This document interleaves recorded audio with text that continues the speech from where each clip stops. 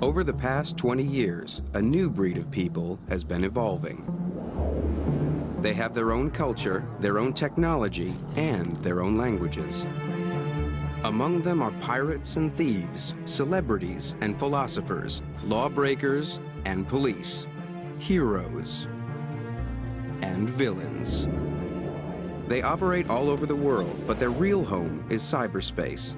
And now there's a conflict in cyberspace between its outlaws and its angels. This is the inside story of the very different missions which now drive the diverse breed of people known to the world as hackers.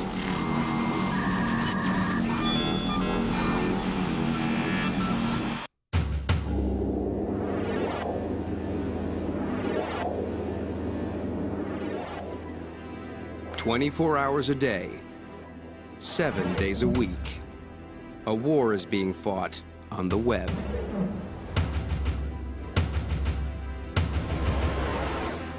Dennis Treese leads one of the teams of frontline defenders positioned around the globe, ready to spot and neutralize the latest attack. This is the Global Threat Operations Center. This is where we monitor the hacker threat 24 hours a day on 4 continents.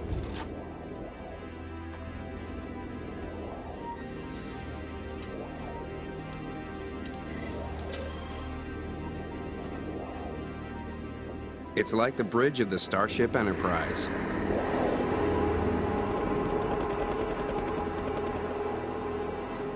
Minute by minute, hour by hour, every attack is analyzed. Any one of them could be the precursor to a bigger onslaught, fired by a hacker anywhere in the world. We had just about 400 pre-attack probes. In that hour, 1,500 denial of service attacks in that hour. In the last year, the team have intercepted 83 million hacker attacks aimed at the corporate networks they protect all over the world. Key is flying through an asteroid belt all the time. He's constantly being inundated with, decisions to go around these things, up, over, etc. What is it? Is it going to hit the ship? And if it does, is it big enough to do us any damage? It's a computerized game. The bad guys against the good guys, if you will. The emergence of internet good guys like Dennis is the result of a series of attacks by the bad guys, often inflicted against high-profile targets over the past 20 years. One of the first was launched by the legendary Captain Zap. The man behind the comic book image was barely out of his teens when he put himself into the Hacker Hall of Fame. You just mentioned Captain Zap, and they go, old history, oh my God, bow. The target of Captain Zap's hacking was the computerized charging system at AT&T. The telephone rates are too high, just in general. So why not reduce the rates for some people, or all people? To gather intelligence for his mission, Captain Zap went looking for a way into the phone system. We would go dumpster diving at the phone company offices late at night, because they don't throw out food, they don't throw out garbage, they throw out manuals. A huge box of weather-protected data that I can come after and get from you. It kind of gives you a good snapshot view of their daily existence, morning, noon, and night. Armed with the hacker's ammunition, Captain Zap got to work. Sit down in front of the terminal, turn it on, and start hacking. And spend hours and hours trying to get in. And then once you got in, you were, do you want to play a game? Well, you would dial into their maintenance ports. And because there was no protection back then, the maintenance ports would automatically answer. The system would come up and identify itself as, hi, this is the Ardmore switch, number 5 ESS, log on, password, guest, you're in. Captain Zap fashioned himself as a modern-day Robin Hood, an electronic outlaw. We decided that we were going to change the clocks and the switches around the country so that everybody got free long distance or discounted long distance. Captain Zapp succeeded in changing the clocks in the national telephone charging system, giving everyone discounted calls in peak time. In hacker terminology, he owned it. I knew more about the phone company switches than they did.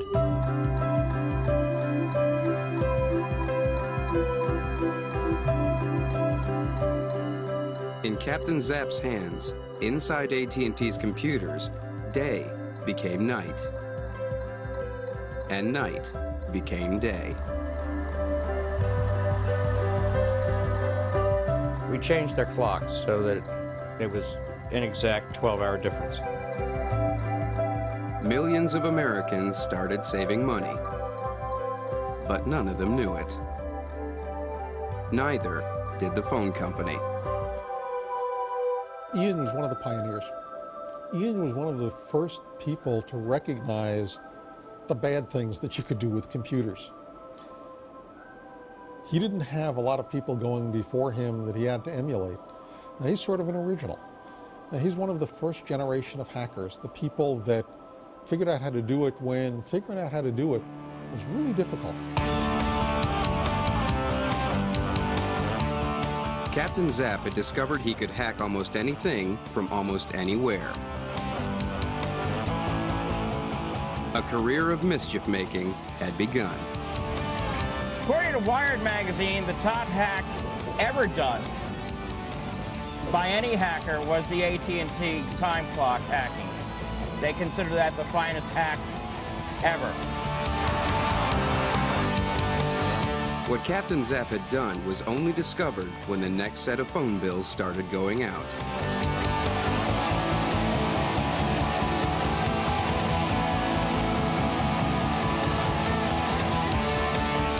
But by then, he'd disappeared back into cyberspace. He wasn't caught for 18 months. I was naturally curious. I could have sold drugs, or I could have stolen cars, or been a rock musician, but no, I decided to become a techno freak. And it was a whole lot easier, and there were no laws against it. 20 years later, there are laws against it. NYPD Computer Crime Squad has a growing team of detectives, expanding to deal with the weight of the work they face. A computer forensics lab backs them up. Sergeant Jimmy Doyle runs the squad, and he sees most hackers as people who use new tools to commit old crimes. Basically what you have is an individual that may do web defacements, break into that website, change the page a little bit. That would be the equivalent of graffiti artist. Then you'd have someone that would break in to steal something, a burglar. Go up a little bit more, someone who wants to commit crime, but he's going to use his skills to steal money. And as you see, you're going up and up. And then I guess at the top of the pile will be the cyber. Someone wants to create a great amount of fear through their skills by taking down power grids or attacking financial institutions. They would be the top of the pile.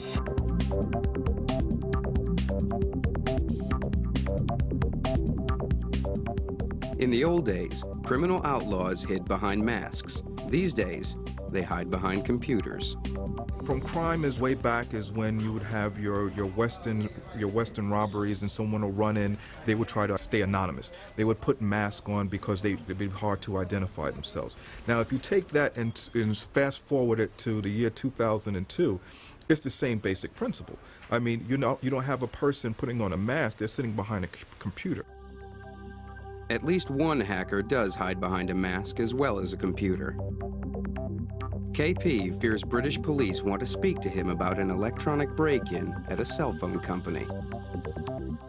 He went one step further than Captain Zapp and increased the bills of people he didn't like. I did look up several people that I was having a disagreement with at the time, tried them through that database, and made several slight changes to the billing records, but nothing so conspicuous as to be noticed. Turning their service off, having them blacklisted, it was great.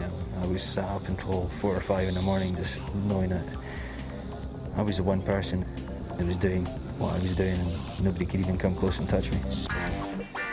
In the battle to track down the hackers, the forensics team at NYPD used the electronic equivalent of fingerprinting.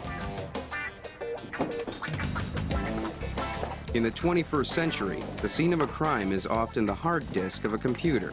Suspects' hard drives are routinely seized or cloned. What we do on occasion is either go in and use these devices to make an exact copy of the suspect's hard drive and then bring it back here for analysis. They think they're protected by this screen, but it's pretty much, you know, it's like chasing the invisible man. Even the invisible man leaves a footstep or two, a footprint or two, and you follow along.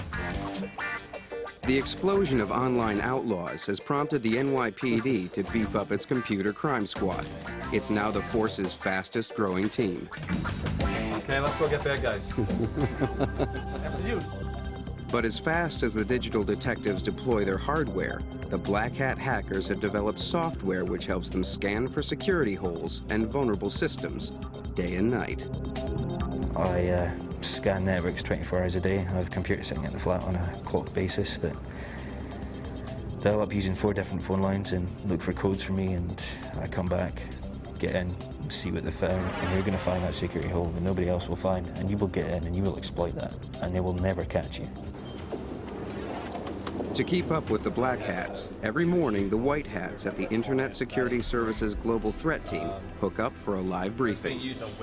They share intelligence on hacker activity worldwide with colleagues across the globe and at the FBI. An attacker can prevent legitimate traffic from being executed on the server by means of the FTP. They need to stay in constant contact as new vulnerabilities appear which they know hackers will find and exploit. Anything more than like 2 megabytes and it's going to crash on the spot. Once briefed, they agree on the level of threat the internet and its users face from hackers in the next 24 hours. Okay, great. So we'll notify everybody that we'll stay at 1-1. Are we at 1-1? We're at 1, right? This morning, they've set the alert con level at a routine level 1. But even at this level, they calculate that any new computer that is not defended when it goes online will be attacked in less than a day. At AlertCon 1, an unprotected computer will be compromised within 24 hours of connecting it to the internet. 20 years after Captain Zapp changed the clocks at AT&T, Dennis's team is fighting off hacker attacks at the rate of 2 a second.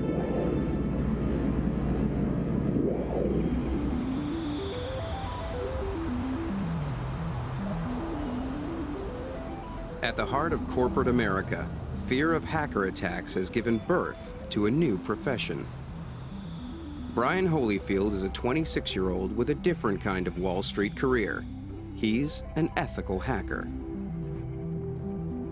He and his team spend their days being paid to try to break into the computers run by some of the biggest names in the Fortune 500. They are called the Tiger Team. A Tiger Team is a group of computer security professionals that a company hires to try and break into their networks from the internet. And the reason they do this is that they want to make sure that they can identify all the potential security issues. That way they can minimize the risk of someone that's an enemy of the company, for example, doing the same thing. They call themselves ethical hackers, the most angelic of the angels. But on a daily basis, Brian is paid to lie and cheat his way into whatever information he can find.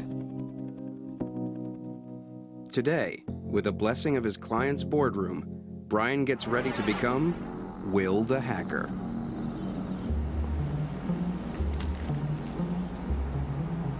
Hi, Jim. This is Will Rogers over in IT. How are you?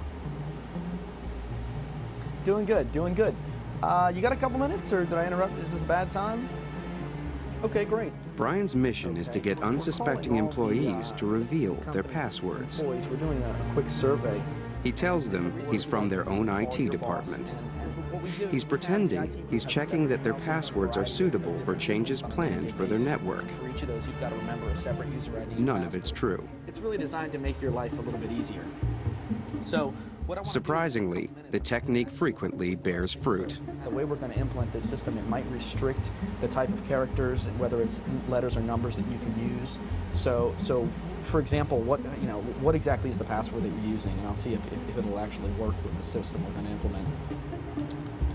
Okay.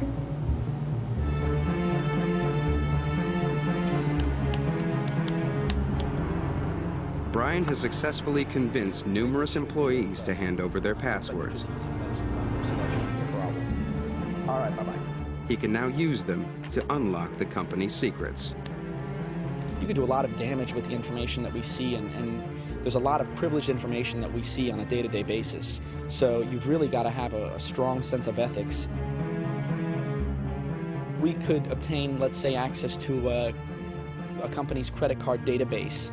Well, you know, your typical hacker out there is going to take the credit cards and try and sell them somewhere and make a profit off of it. We're not. We're just going to document how we were able to obtain access to that information. We're going to recommend to our clients how to fix it. The emergence of ethical hacking as a morally upright way to earn a living amuses Captain Zapp. But it's a job he'd happily do for nothing. The money is kind of just the icing on the cake to all of it. The money pays for the toys that you get to buy. Hacking is actually the best reward. But being paid to be allowed to commit crime is absolutely genius and American.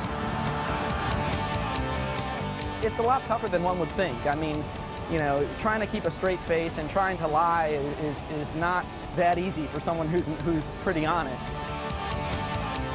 Ethical hackers don't have the mindset. They are above board, nice people. You hire an evil, rotten son of a bitch if you want a job done. Right? It comes down to this. Dirty deeds done really expensive. And that's the way it should be. You know, learn to hire the thief to tell you how to steal something. Don't hire a cop. But 70% of hacker attacks are never reported to the police. Instead, many of the biggest businesses turn to Alan Brill. He's a former intelligence officer who runs the high-tech crime team at the world's largest private detective agency, Kroll. I'm on the way. I'll be there as soon as I can. Day and night, Alan's team is poised with mobile hacker detection kits, helping corporations stop the hackers and keep the break-ins quiet. We work for the corporation. We can help them to understand without having to go to government. Once you go to government, they really control the case.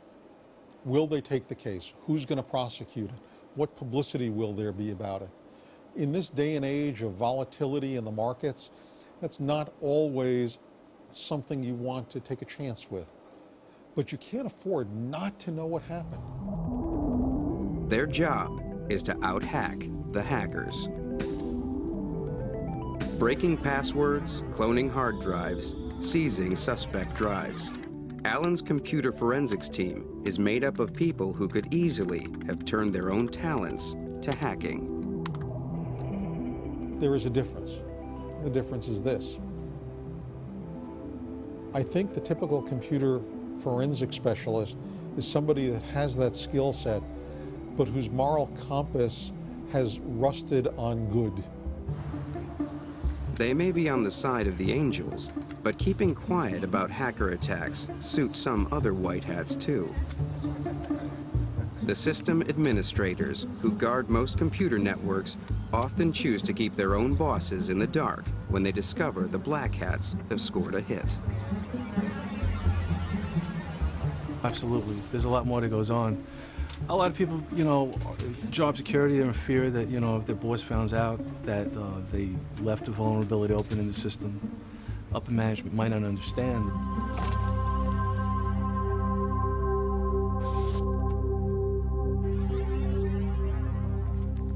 Anxiety among computer security professionals is now so great that every year hundreds of them sign up for special classes. It's where the white hats come to learn how to outsmart the black hats. The students come from all over America. They have to be closely vetted.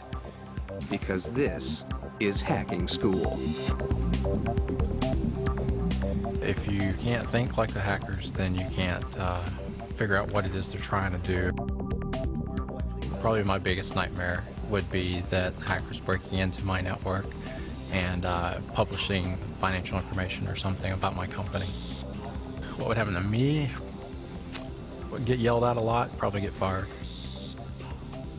Seriously. While James worries about keeping his job, Pete White, his fellow student in the extreme hacking class, is anxious about his workplace too. Around the clock, Pete's responsible for keeping hackers from getting at the confidential patient data in a hospital in downtown Houston. It's my job. We're responsible for making sure that being in a hospital environment, that patient data doesn't get out to the general public. Your reputation is based upon your ability to keep patient data confidential. And if we violate that, then we're not in business very much longer. It would make for a very bad day. In the extreme hacking class, Brian Holyfield, the ethical hacker, is one of the teachers. Within a couple of hours, he and his team have got the students hacking. They are hacking, and they are also learning how to protect against each hack that they carry out. They are real-world examples, and we're always updating the material so that it accurately covers what's happening out in the wild. The bad guys have to find one way in. The good guys have to find all the ways in. Thanks to Brian and his colleagues, after 4 days, a new team of angels is ready to face up to the outlaws. The teachers have to hope none of their graduates will swap sides. Using it for bad, I don't do that. I mean, I don't understand why you would, what's the thrill of going and breaking into someone's systems,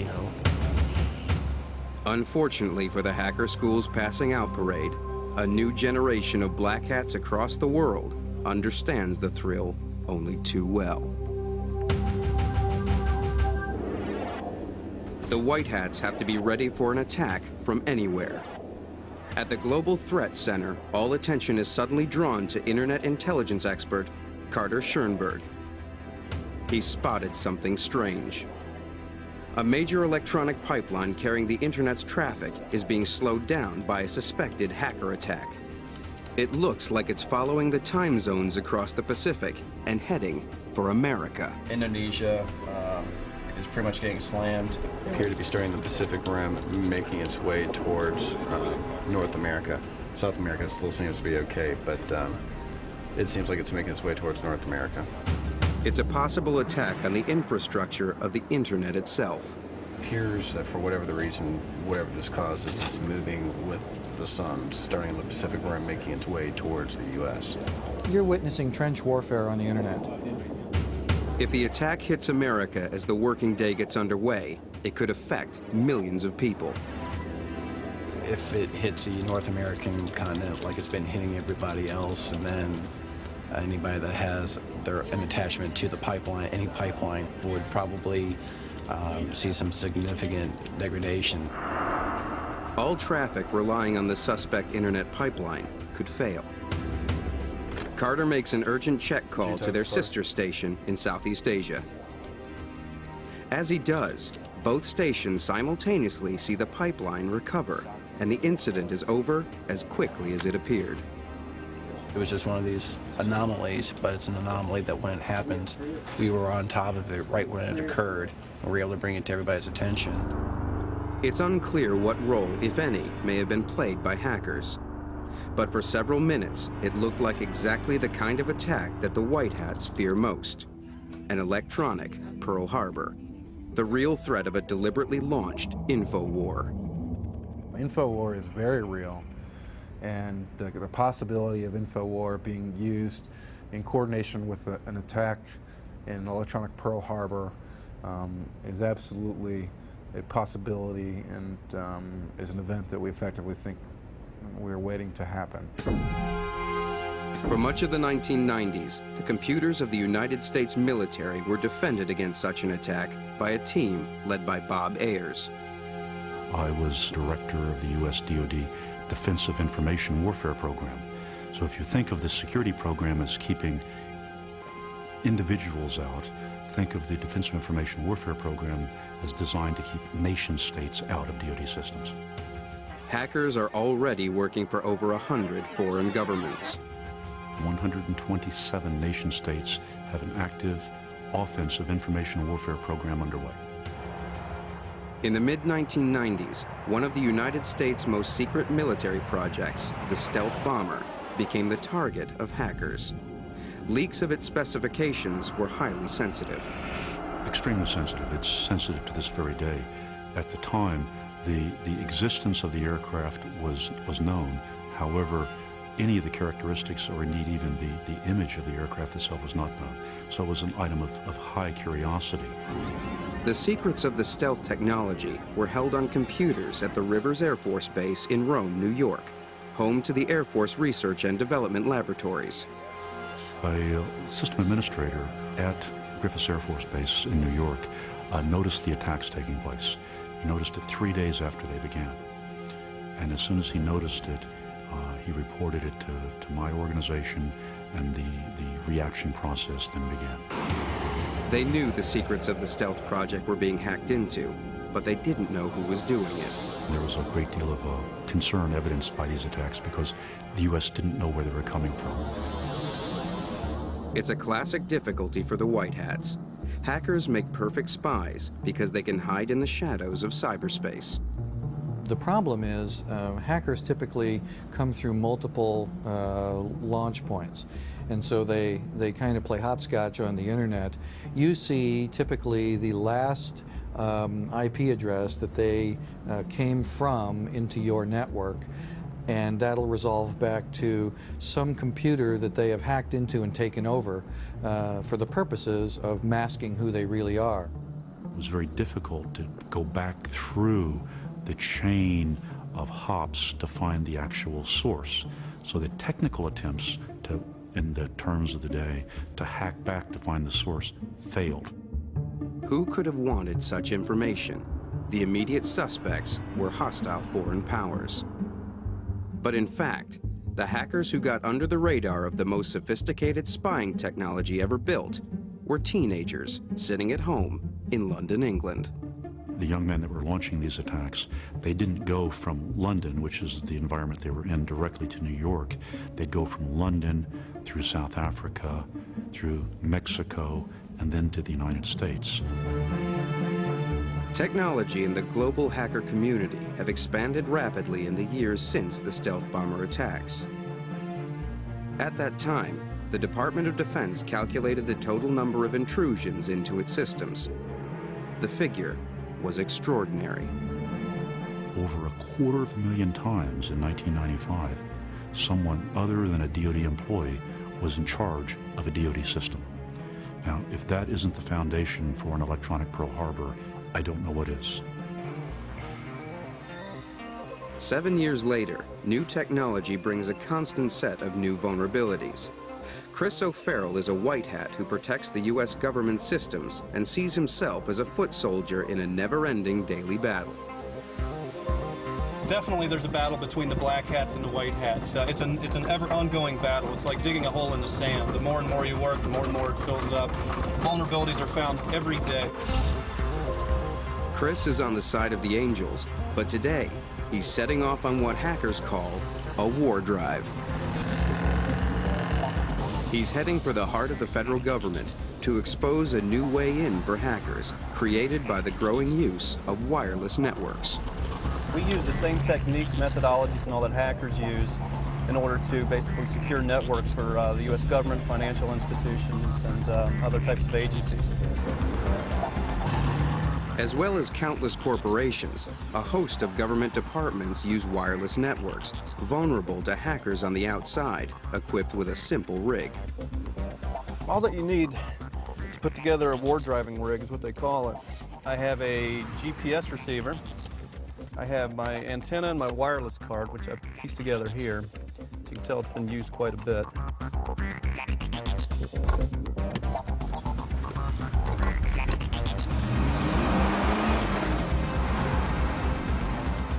What Chris calls a war drive is an electronic fishing expedition looking for vulnerable wireless networks. Every time you hear a beep on the computer, you know it's another wireless network. There you go. I just found a couple. And up on Capitol Hill, you'll just start going crazy. It'll sound like a pinball machine here. There's one. Got another one. Every building around here is a federal building. All right in front of the federal building, we just got another network. By glancing at the screen, Chris can instantly assess how long it would take him to hack into any of the wireless networks, broadcasting their presence onto the streets of the Capitol. Most of them are not even encrypted to protect them. Right now, I have 20 networks on my computer. Out of the 20, only 6 of them have encryption. It would take me probably about 20 seconds out of 14 out of the 20 networks for me to reconfigure my wireless card and enter these networks.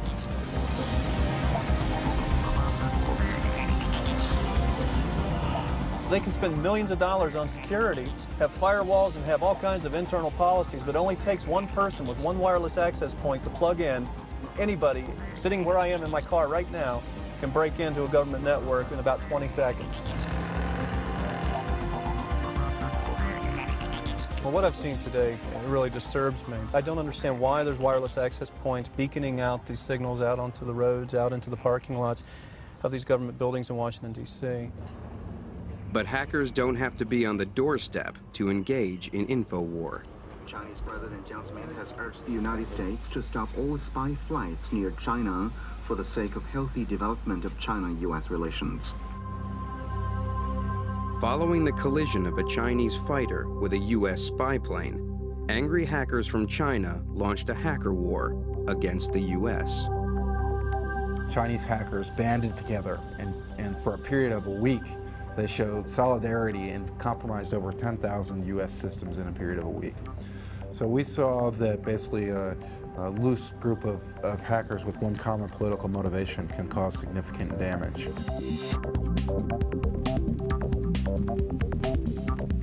The first wave of attacks was followed by the release of a new type of virus, an attack worm.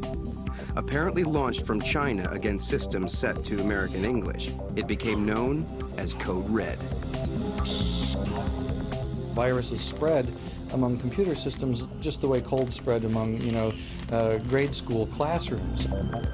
Code Red imitated the actions of a hacker and used compromised systems to break into other systems. Significant portions of the internet were either disabled or infected as a byproduct of the rapid propagation of the Code Red worm. This propagation was so dramatic and so fast, and the cascading effect of hundreds of attacks coming from each infected computer simply overwhelmed the internet. Code Red was set to stop and start when the internal computer clocks hit certain dates and times. We noticed that, okay, it stops propagating when the system clock in the computer turns to the 20th of the month. It begins a new phase of activity, and that phase of activity, as we discovered, was to launch a distributed denial of service attack against the White House website.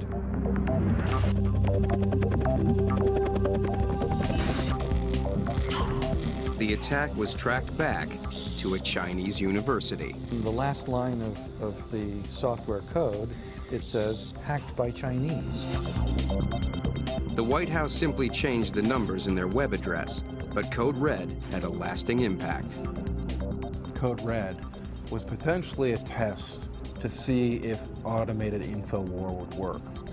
If other key components of the internet infrastructure had been targeted by Code Red instead of just a web server, we could have seen massive amount of damage. It was the most serious episode in the health of the internet in the history of the internet. While cyber terrorism is regarded as an inevitable threat for the future, the reality today is that the bulk of hackers who break into high-profile sites have a less alarming motivation. Department of Defense in the United States, of course, is like the Mount Everest of the targets that you can go after. I planted my flag in a Pentagon computer system. That's a wonderful thing.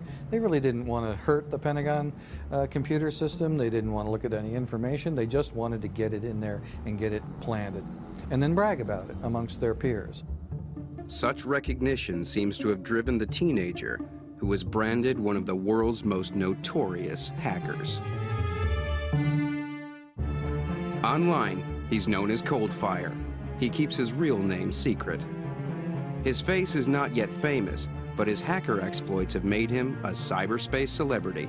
Britain's most notorious hacker, and most people who were involved in the hacking community, and a lot of the people that were involved in the security industry would know my name straight away.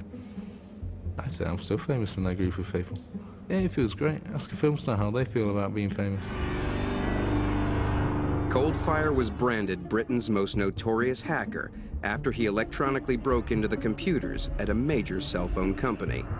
He then rerouted calls from his phone so that they were billed to other people. Obviously, hacking is a criminal offence, and the people that are doing it need to remain anonymous. But not only that, you get a lot of jealousy from the kiddies trying to get up to your level, and they'd want to find out who you are, get more details on you, that sort of thing. So that's why most of us at the top would prefer to remain anonymous. Analyzing the behavior of hackers like Coldfire is a full-time job for Eric Raymond. He calls himself a hacker anthropologist. His work reveals a side of their culture and philosophy that's part of a bigger battle for cyber rights and how hackers are understood by the wider world. I describe myself as a wandering anthropologist and troublemaking philosopher, and for more than 20 years I've been part of the culture of internet hackers, and I've both functioned within that culture and tried to describe it to other people. Let's see, we've got the guest machine over here. Eric is part of the core hacker tradition. We have a fold-out bed down here where hackers sometimes stay when they come to visit, and we provide them with all the courtesies. They're driven by a clear set of hacker ethics. They share their programs and resist domination by big commercial software companies. World Domination Central. Hackers like Eric rarely stray into systems where they're not invited. I haven't done anything like that since 1977. There have been once or twice since then that I have broken into systems just to verify that a vulnerability was there, but proper hacker courtesy is to immediately notify the system administrators that the hole is present and how to plug it. Those two are from Korea. He studies his subjects like they're a part of a remote and colorful tribe. And those two are from Indonesia. But he doesn't like what all of them do. In fact, he tries to disown those like Coldfire and Captain Zap, who give hackers a bad name. What's more, he wants them renamed, not hackers, but crackers. Crackers are people who break into computer systems and commit vandalism and computer crime. They're generally neither very bright nor very skilled. You can distinguish them from hackers by the fact that they typically use pseudonyms or handles to describe their identities. Hackers don't do this. But the real difference is more fundamental. Hackers make things. Crackers only know how to break them. The Hacker's Bible, written by Eric, is the new Hacker's Dictionary. It sums up the hacker ethic he wants the world to understand. But Eric's battle to give the outlaws a new name has launched him into a war of words with another dictionary. In Oxford, England, the use of the word hacker is being reassessed for the next edition of the oldest and biggest dictionary in the English language, the Oxford English Dictionary. As part of the research, Nick Shearing has Eric's dictionary on his desk, but he's decided to disagree with Eric about what a hacker is. I think most people who use English throughout the world would understand a hacker to be someone who breaks into a computer system. But this is a misuse of the word, according to Eric, and he's determined to fight for his definition. Hackers build software, they maintain the internet. Hackers are the culture that invented the World Wide Web as we know it today. We make stuff and we improve the world. It's very hard to make people choose a certain word to describe a phenomenon when there is already a word existing, which, unfortunately, for people who object to hacker being used, is hacker. The culture of internet hackers owns the word hacker and a lot of the slang that's associated with it. And the fact that people outside that culture use it incorrectly is not a warrant to change its meaning. But despite Eric's mission, the exploits of the Black Hats seem to have demonized all hackers. A hacker is somebody who enters the system without authorization. Hackers today are electronic juvenile delinquents. I don't like being confused with a group of people who, by and large, I think are incompetent and unimaginative. Behind his war of words is a hacker battle that's serious. Eric fears for the future of cyber rights if the public fails to learn the difference between hackers and the computer criminals he calls crackers. I think it's important for people to understand that the culture of computer hackers is a benign one. Otherwise, to the extent that we're confused with criminal crackers, we become a justification for bad laws and for censorship and repression. Fear that interfering lawmakers want to take over cyberspace has driven John Perry Barlow's life as a hacker with a difference. He's the former songwriter for the Grateful Dead and the joint founder of the Electronic Frontier Foundation, which lobbies for cyber rights. What we're dealing with is the battle between the future and the past, between the powers that were and the powers that have yet to be. He believes the internet represents a change in history as great as the Industrial Revolution, which brought us structures like the Brooklyn Bridge. He sums up this new world with his own declaration of independence for cyberspace.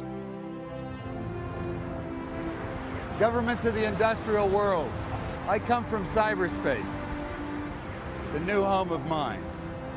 On behalf of the future, I ask you of the past to leave us alone. You are not welcome here. You have no sovereignty where we gather. You do not know us, nor do you know our world.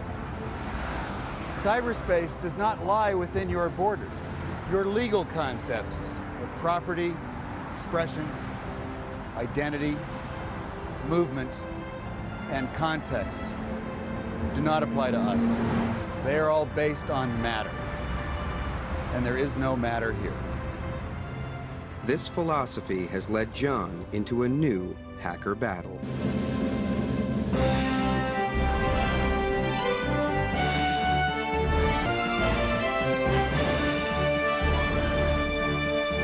John and the Electronic Frontier Foundation are supporting one of the most widespread and controversial forms of hacking. The hot commodity is stolen movies. The target is Hollywood. We want cyberspace to be as open to communications of all sorts as possible. The most eagerly awaited movie of 2002 was Star Wars Episode II. As the clocks passed midnight into May 16th, it opened to moviegoers who had camped out for 2 nights to get a ticket. 27 hours. 18 hours. Yeah. But rewind by over a week, and hackers had already seen it and were already trading it on the internet. A week before the world premiere, this is the chat room where hackers are trading Star Wars. Once the pirates have stolen the movie, the hackers distribute it by breaking into the pipelines which power the internet. This is not just piracy. This depends on hacking because the commodity is the bandwidth. Pirates have to use what we refer to as the big pipes, the multi-gigabit internet backbone connections to transfer data. I've heard one major internet ISP referred to as the blockbuster video of the internet because their computers are so fast, so easy to hack, it's the best place to get movies. To help them fight back, Hollywood has cast a former FBI agent as their good guy. Ken Jacobson has a tough role. Almost every movie released by the Big 7 studios is made available on the web by hackers. It's incredibly common. We have discovered that almost all of our movies, whether they are blockbusters or just regular movies, are up on the internet within 24 to 48 hours after the movie opens in the theaters in the United States. As the heroes of the movie battle it out on the big screen, the outlaws of cyberspace are fighting a battle of their own. It is certainly a hacker's battle. The hackers are the closest thing we have to troops, outside of the lawyers that EFF employs to take the motion picture industry and the record industry to court. The hackers are the people who are literally going out there and breaking the encryption codes and unbottling the stuff that needs to be accessible to everybody.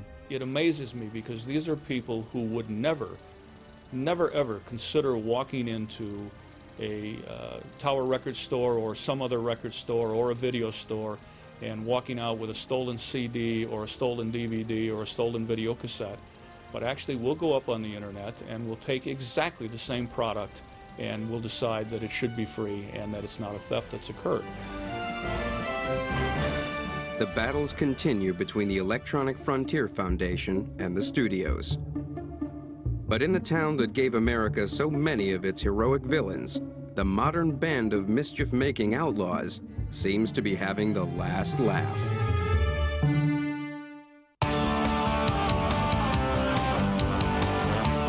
As the first generation of teenage hackers reach their 40s, the battle between the angels and the outlaws has enabled many of them to start making a living from their skills. Captain Zap has decided to cash in by switching sides. The hacker formerly known as Captain Zap has reinvented himself as Ian Murphy, Chief Executive Officer. The embodiment of Captain Zap with a business viewpoint.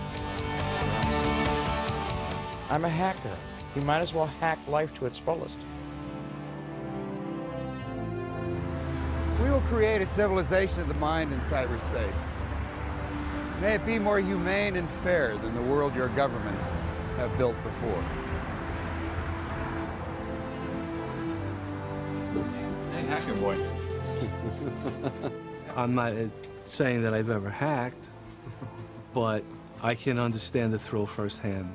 If you take a good close look at your average security person, he's a former black hat. I mean, in almost every case. You know, who still actually understands the thrill of it. Some people like to bungee jump, some of them like to parachute, some of them like to, you know, do all kinds of strange things, but hackers, it's a rush. I'm sure they do it for the rush effect. Do I think it's a good thing to do? No. Do I want my kids doing it? No. But can I sort of understand it? Yeah, I think I can. Your mind's going 100 miles per hour behind the scenes. You're thinking, I could be doing this, I could be doing that, I could exploit that, I could do this, I could do that. And you can't sit still and not think about that. It's always there in the back of your mind. You just need to do it. The battle between the angels and the outlaws seems set to continue. But hackers on both sides know that, like many conflicts, it's between people that speak the same language, use the same tools, and play the same games. It's great. It's a wonderful thing to do, and it's like permanent employment as well.